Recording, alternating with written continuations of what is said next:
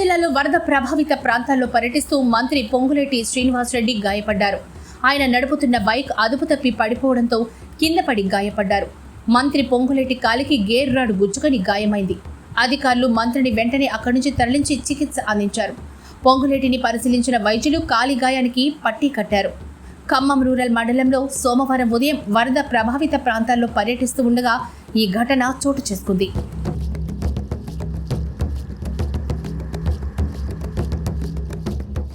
సోమవారం ఉదయం నుంచి ఖమ్మం రూరల్ మండలంలోని Jalagam Nagar, KBR Nagar, temple city, Naidupeta తదితర ప్రాంతాల్లో పర్యటించి ముంపు బాధితులను పరామర్శించారు మంత్రి పొంగులేటి.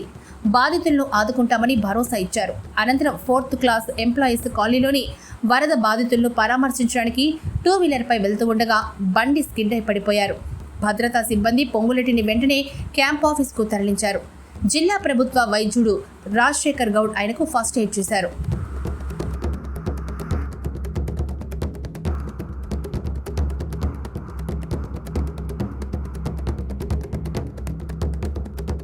భారీ వర్షాలు, వరదలతో ఖమ్మంలో పరిస్థితి భయానకంగా ఉంది.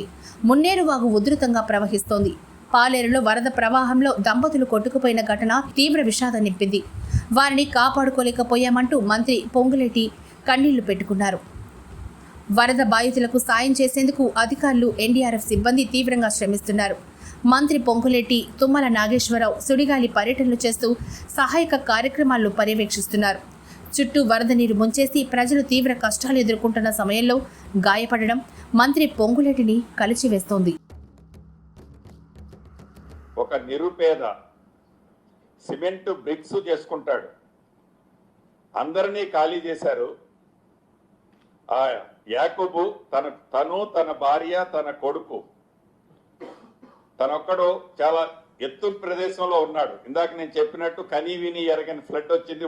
1,60,000 అన్నాను. దీంతో అతను ఆ పూరింటిలో నివసిస్తూ ఫ్లడ్ వచ్చేసరికి పైకి ఎక్కాడు.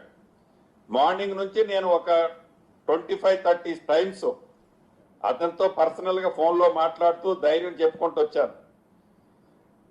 అటు 3 ప్లేసెస్లో ఏదైతే నేవీ వాళ్ళకి సంబంధించిన హెలికాప్టర్లు ట్రై చేశాం, ఇక్కడ డిఫెన్స్ కి సంబంధించిన హెలికాప్టర్స్ ట్రై చేశాం.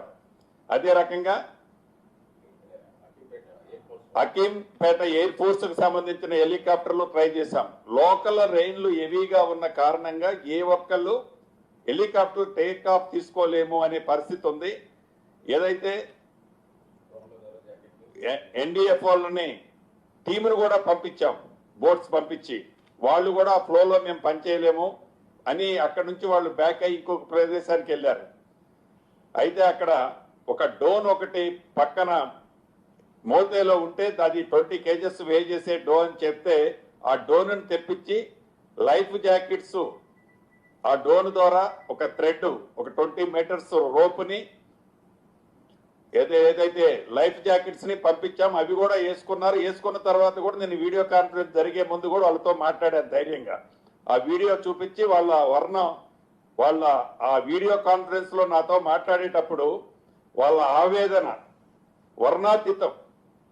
అంటే చావు చనిపోబోతున్నాను అనేది ఆ తల్లి నాతో మాట్లాడి, ఆ ఘోష ఎప్పుడు నాకు కనిపిస్తుంది. ఇప్పుడే ఆ గోడ కూలిపోయిందట 2 minutes ముందు. చాలా